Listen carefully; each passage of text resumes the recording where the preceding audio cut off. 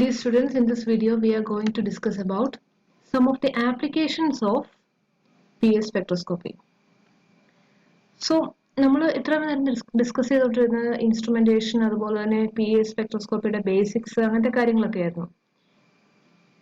ഇനി നമ്മൾ പറയാൻ പോകുന്നത് എന്താണ് കുറച്ച് informations of applications of PS use ചെയ്ത് നമുക്ക് എന്തൊക്കെ ചെയ്യാൻ പറ്റും, എന്തൊക്കെ ഇൻഫോർമേഷൻ നമുക്ക് കിട്ടും ഒരു മോളിക്യൂളിനെ കുറിച്ചോ അല്ലെങ്കിൽ സർഫസിനെ കുറിച്ചോ.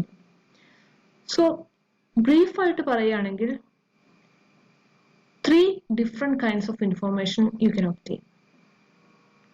ഒരു ആറ്റത്തിന്റെയോ ഒരു മോളിക്യൂളിന്റെയോ ഓർബിറ്റൽ എനർജിയെ കുറിച്ചുള്ള ഒരു idea you will be getting from photoelectron spectroscopy. Or you can get idea regarding binding energy of core electron. Core electronന്റെ binding energyയെ കുറിച്ച് ഐഡിയ കിട്ടും. ഈ binding energy മനസ്സിലാക്കിയാൽ തന്നെ another important application is that you can get an idea regarding the oxidation state.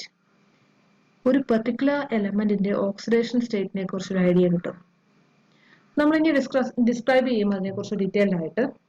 ആദ്യമായി തന്നെ orbital energy of atoms. ഇവിടെ അത്ര ഭംഗിയായിട്ടല്ല വരച്ചിരിക്കുന്നത് എങ്കിലും ചില ആറ്റംസ്, അതായത് ബേസിക് ആർഗൺ അതുപോലെ തന്നെ റെയർ ഗ്യാസസിന്റെ കേസ് എടുത്ത് അതിന്റെ ഓർബിറ്റൽ എനർജിയെ കുറിച്ചുള്ള ഐഡിയ എങ്ങനെ നമുക്ക് PS സ്പെക്ട്രോസ്കോപ്പിയിൽ നിന്ന് PS നിന്ന് ഒബ്റ്റെയിൻ ചെയ്യുന്നുള്ളത് പറയാണ്. So here you can see the full ionization spectra, full PS spectra of argon. Argonന്റെ കേസിൽ you have 1s electrons, 2s electrons, 2p electrons, 3s electrons and 3p electrons. ഇങ്ങനെ different electrons ഉണ്ട്. നമ്മൾ PS Spectra ആണ് study ചെയ്യുന്നതെങ്കിൽ അത് analyse ചെയ്യുകയാണെങ്കിൽ you can see outer electrons വളരെ lower എനർജീസിൽ നമുക്ക് ഒബ്സർവ് ചെയ്യാൻ പറ്റും, അല്ലെങ്കിൽ അതിന്റെ ബൈൻഡിങ് എനർജീസ് വളരെ ലോവർ ആയിരിക്കും. പക്ഷേ കോർ ഇലക്ട്രോൺസിലേക്ക് വരുമ്പോൾ അതിന്റെ ബൈൻഡിങ് എനർജി വളരെ ഹയർ ആയിട്ട് വരും. സോ UPS മെത്തേഡ് യൂസ് ചെയ്തിട്ട് you can actually analyse the outer valence ഓർബിറ്റൽസിനെ നിങ്ങൾക്ക് അനലൈസ് ചെയ്യാൻ പറ്റും. 3s 3p ആണ് അതിന്റെ ഔട്ടർ ഓർബിറ്റൽസ് വരുന്നത്, അതിന് നമുക്ക് അനലൈസ് ചെയ്യാൻ പറ്റും. XPS യൂസ് ചെയ്ത് എക്സ്റേസ് യൂസ് ചെയ്ത് U can actually analyse 2p 2s and 1s orbitals. ആ ഓർബിറ്റൽസിനെ പ്രോബ് ചെയ്യാൻ പറ്റും, ആ ഇലക്ട്രോൺസിനെ പ്രോബ് ചെയ്യാൻ പറ്റും.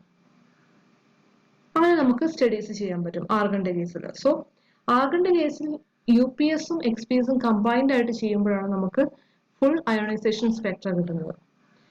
ഔട്ടർ മോസ്റ്റ് ഇലക്ട്രോൺസ് അല്ലെങ്കിൽ വാലൻസ് ഇലക്ട്രോൺസിനെ പ്രോബ് ചെയ്യണമെങ്കിൽ you have to use the UV radiation and inner ഇലക്ട്രോൺസിനെ അല്ലെങ്കിൽ കോർ ഷെൽസിനെ നമ്മൾ പ്രോബ് ചെയ്യണമെങ്കിൽ you have to use the XPS or X-rays. Another important thing regarding that is, ഇപ്പോൾ ഇവിടെ തന്നെ നോക്കുവാണെങ്കിൽ 3s 3p ക്കൊക്കെ ബൈൻഡിങ് എനർജി വളരെ കുറവാണ്. 3p ആണ് ഏറ്റവും ഔട്ടർ മോസ്റ്റ്, 16 റേഞ്ചിലാണ് അതിന്റെ ബൈൻഡിങ് എനർജി വരുന്നത്. 3sലേക്ക് വരുമ്പോൾ 29 ആയിരിക്കും ബൈൻഡിങ് എനർജി. പക്ഷെ 1sലേക്ക് വരുമ്പോൾ 206.3 ഒക്കെ ആയിരിക്കും അതിന്റെ ബൈൻഡിങ് എനർജി വരുന്നത്, വളരെ ഹയർ ബൈൻഡിങ് എനർജിയിലേക്ക് വരുന്നു. സോ ആർഗൺ നമ്മൾ ഇറേഡിയേറ്റ് ചെയ്യുമ്പോൾ ആർഗൺ പ്ലസ് ആയിട്ട് മാറുന്നു, കൂടാതെ ഇലക്ട്രോൺസ് ഇജക്റ്റഡ് ഔട്ട് ആവുന്നു. ആ ഇലക്ട്രോൺസിന്റെ കൈനറ്റിക് എനർജിയുടെ ബേസിൽ നമ്മൾ മെഷർമെന്റ് നടത്തി നമ്മൾ ബൈൻഡിങ് എനർജി കണ്ടുപിടിക്കുന്നതാണ് ഇത്. And another important thing regarding the orbital energy അല്ലെങ്കിൽ corresponding PS spectra is that നമുക്കിവിടെ ഒരു ഡബ്ലറ്റ് പോലെയാണ് നമ്മൾ കാണുന്നത്. ഡബ്ലറ്റ് എന്ന് പറയത്തില്ല, ഒരു രണ്ട് പീക്കായിട്ടാണ് നമുക്ക് 2p അല്ലെങ്കിൽ 3p ഓർബിറ്റൽസിന്റെ കറസ്പോണ്ടിങ് ആയിട്ടുള്ള സ്പെക്ട്ര നമ്മൾ ഒബ്സർവ് ചെയ്യുന്നത്. 2 ലൈൻസ് നമ്മൾ ഒബ്സർവ് ചെയ്യുന്നുണ്ട്. 2 ലൈൻസ് 2 പീക്സ് എന്ന് പറയാം. സോ അതിന്റെ കാരണം എന്താണെന്ന് നമുക്ക് എക്സ്പ്ലനേഷൻ പറയാണ്. That is due to J splitting. So നമ്മളൊരു ഇലക്ട്രോണിനെ ഒരു ഓർബിറ്റിൽ നിന്ന് റിമൂവ് ചെയ്യുകയാണ് ചെയ്യുന്നത്. സോ ഓർബിറ്റിൽ നിന്ന് റിമൂവ് ചെയ്ത് കഴിയുമ്പോൾ അത് ഒരു അയോൺ ആയിട്ട് ആ കറസ്പോണ്ടിങ് ആർഗൺ ഒരു ആർഗൺ പ്ലസ് ആയിട്ട് അയോൺ ആയിട്ട് കൺവേർട്ടഡ് ആവുന്നുണ്ട്. എസ് ഓർബിറ്റൽസിന്റെ എല്ലാം കേസ് എടുക്കുമ്പോൾ എസിൽ നിന്ന് ഒരു ഇലക്ട്രോണിനെ മാറിയിട്ടുണ്ടെങ്കിൽ അതിന് പോസിബിൾ ആയിട്ടുള്ള ഒരു കോൺഫിഗറേഷനേ ഉള്ളൂ, ഒരു ഇലക്ട്രോൺ മാറിയിട്ടുള്ള ഒരു കോൺഫിഗറേഷൻ. പക്ഷെ പിയിൽ നിന്ന് മാറിയിട്ടുണ്ടെങ്കിൽ പിക്ക് ഡിഫറെൻറ്റ് കോൺഫിഗറേഷൻസ് പോസിബിൾ ആണ്. 2p 3/2 ആയിട്ടും എക്സിസ്റ്റ് ചെയ്യാം, അല്ലെങ്കിൽ 2p 1/2 ആയിട്ടും എക്സിസ്റ്റ് ചെയ്യാം. 2p 3/2 ആയിട്ടുള്ള കറസ്പോണ്ടിങ് സ്റ്റേറ്റിന്റെ എനർജിയും 2p 1/2 ആയിട്ടുള്ള കറസ്പോണ്ടിങ് സ്റ്റേറ്റിന്റെ എനർജിയും ഡിഫറെൻ്റ് ആണ്. സോ ഏത് സ്റ്റേറ്റ് ആണ് ഫോം ചെയ്യുന്നതിന്റെ ബേസിസിൽ നമ്മുടെ പുറത്തേക്ക് വരുന്ന ഇജക്റ്റഡ് ഔട്ട് ആവുന്ന ഇലക്ട്രോണിന്റെ കൈനറ്റിക് എനർജി ഡിഫറെൻ്റ് ആയിരിക്കും. സോ 2p 3/2 സ്റ്റേറ്റിന്റെ എനർജി ഹയർ ആണ്, അതുകൊണ്ട് തന്നെ കൈനറ്റിക് എനർജി ലോവർ ആയിരിക്കും, ബൈൻഡിങ് എനർജി ഹയർ ആയിട്ട് വരും. സോ J splitting കാരണം 2 lines corresponding to 2p 3/2 and 2p 1/2 will be observed when you look into the PA spectra of p orbital electrons. So ഇവിടെ നിങ്ങൾ കാണുവാണെങ്കിൽ ആർഗണിന്റെ ground സ്റ്റേറ്റിൽ ഇങ്ങനെ നമുക്ക് പല ഓർബിറ്റൽസ് ഉണ്ട്. 2p യിൽ നിന്ന് പോവുകയാണെങ്കിൽ 2p യിൽ നിന്നാണ് ഇലക്ട്രോൺ ഇജക്റ്റഡ് ഔട്ട് ആകുന്നതെങ്കിൽ can go to 2p 1/2 state or 2p 3/2 state. S ഓർബിറ്റലിൽ നിന്നാണെങ്കിൽ അത് ഒരു പെർട്ടിക്കുലർ സ്റ്റേറ്റിലേക്ക് മാത്രമേ അതിന് പോകാൻ പറ്റുള്ളൂ, അതുകൊണ്ട് അതൊരു സിംഗിൾ പീക്ക് ആയിരിക്കും. പക്ഷേ പി ഓർബിറ്റലിൽ നിന്നാണ് പോകുന്നതെങ്കിൽ അതിന് 2 പോസിബിൾ സ്റ്റേറ്റിലേക്ക് പോകാനുള്ളൊരു ചാൻസ് ഉണ്ട്. 2p 3/2 സ്റ്റേറ്റിന്റെ ഡിജനറസി 4ഉം 2p 1/2 സ്റ്റേറ്റിന്റെ ഡിജനറസി 2ഉമാണ്. ആൻഡ് ഡീജനറസി ഹയർ ആയിട്ട് വരുമ്പോൾ അതിന്റെ കറസ്പോണ്ടിങ് ആയിട്ടുള്ള ഏരിയ കൂടുതലായിരിക്കും, അല്ലെങ്കിൽ പീക്കിന്റെ ഹൈറ്റ് കൂടുതലായിരിക്കും.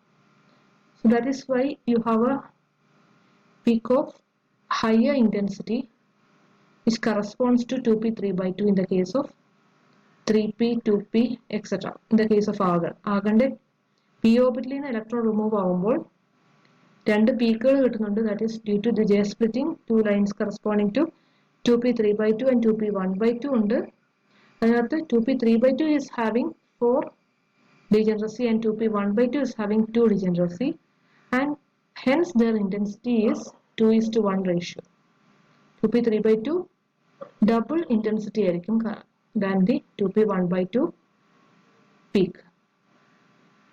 So after removal of electron from 2p state, the formed one can be 2p 1/2 or 2p 3/2, and of this 2p 3/2 has high energy.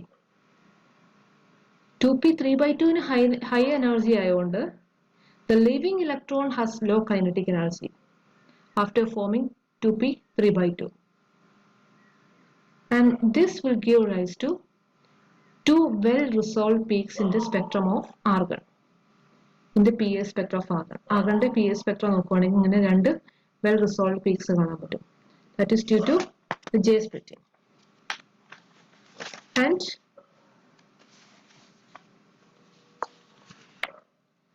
the degeneracy of 2p 3/2 is 4 and 2p 1/2 is 2. Hence, the ratios are, the intensities are the ratio 2:1. ഇങ്ങനെ degeneracy ആയതുകൊണ്ട് 2p 3/2 state form ചെയ്യാനുള്ള chance ആയിരിക്കും കൂടുതൽ, and its intensity will be higher and its binding energy will be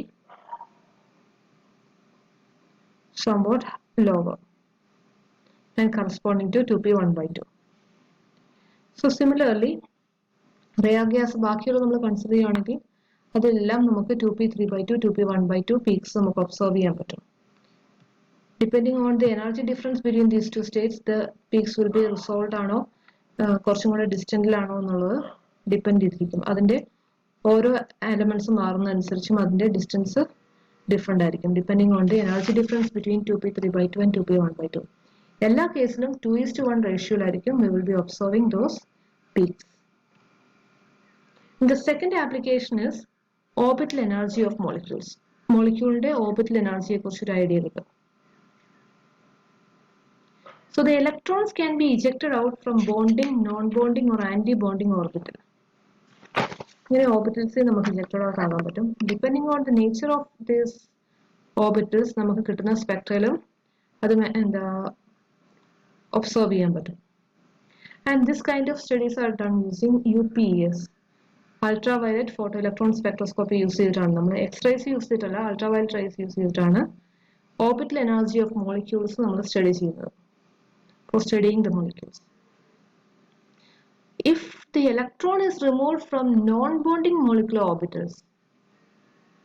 Non-bondingലാണെങ്കിൽ അവിടെ മിക്സിങ്ങിന്റെ factors ഒന്നും വരുന്നില്ല. അവിടെ ഒരു സിംഗിൾ ആറ്റത്തിൽ നിന്ന് എമിഷൻ നടക്കുന്ന പോലെ തന്നെ ആയിരിക്കും നമ്മൾ ഒബ്സർവ് ചെയ്യുന്നത്. സോ അതൊരു സിംഗിൾ പീക്ക് ആയിട്ട് തന്നെ ആയിരിക്കും നമ്മൾ മോളിക്യൂൾസിന്റെ സ്പെക്ട്ര സ്പെക്ട്ര അനലൈസ് ചെയ്യുമ്പോൾ ഒബ്സർവ് ചെയ്യുന്നത്.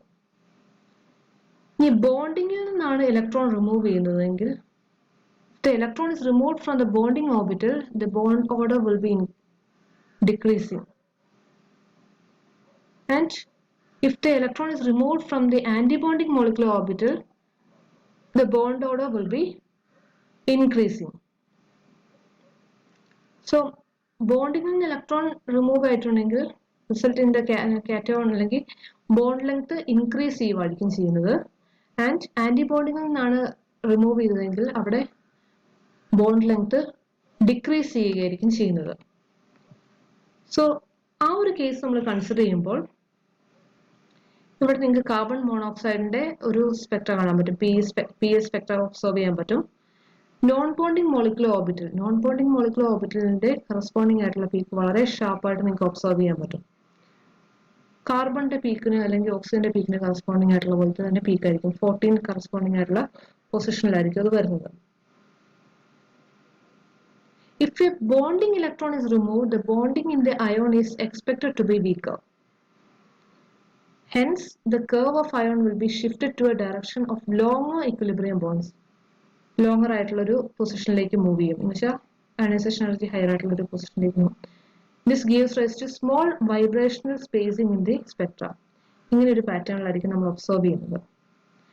And antibonding നിന്നാണ് നമ്മൾ ഒബ്സർവ് ചെയ്യുന്നതെങ്കിൽ ബോണ്ടിങ് മോളിക്കുലർ ഓർബിറ്റലിന് നമ്മൾ ഒബ്സർവ് ചെയ്ത് അതിന്റെ നേരെ ഓപ്പോസിറ്റ് ആയിട്ടുള്ള ഇഫക്റ്റ് ആയിരിക്കും ഒബ്റ്റെയിൻ ചെയ്യുന്നത്.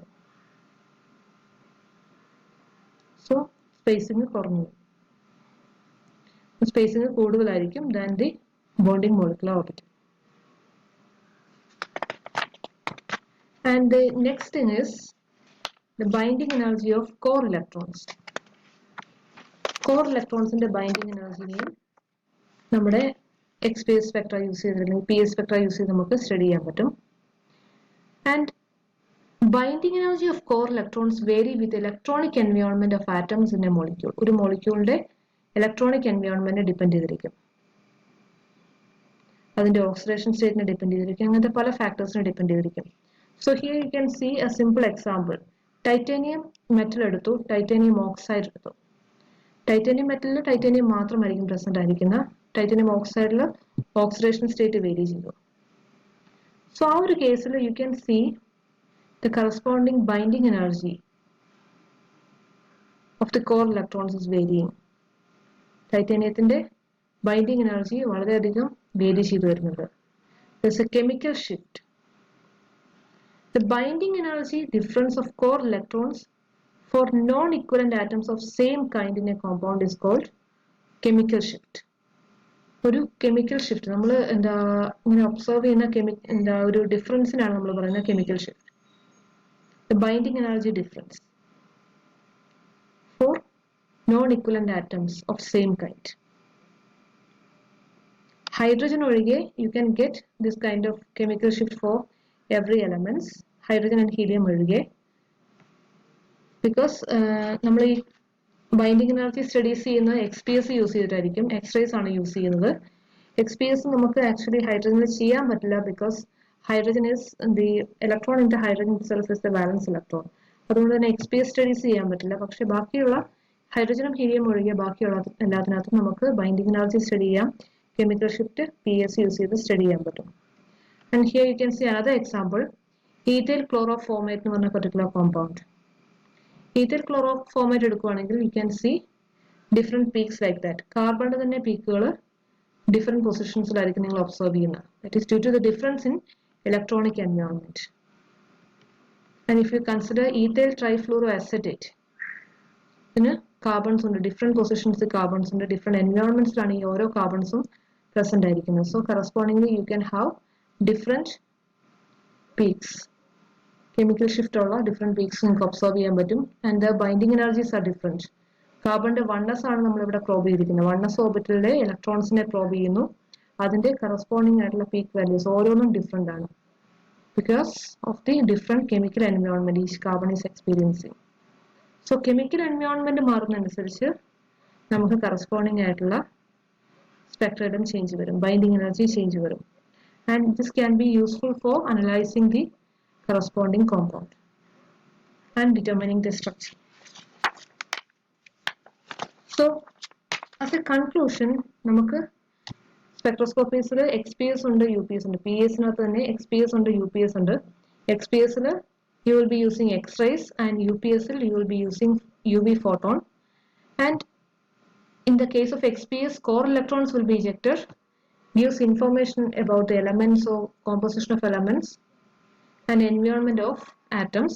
And UPS you will be getting information regarding valence electrons. Valence electrons are ejected out ആവുന്നത്, provides estimates for density of states, frontier orbital energies, work function, etc. ഇങ്ങനത്തെ പല കാര്യങ്ങളും നമുക്ക് UPS ചെയ്യുമ്പോൾ will be getting an idea, because here you are ejecting out the electrons from the valence level.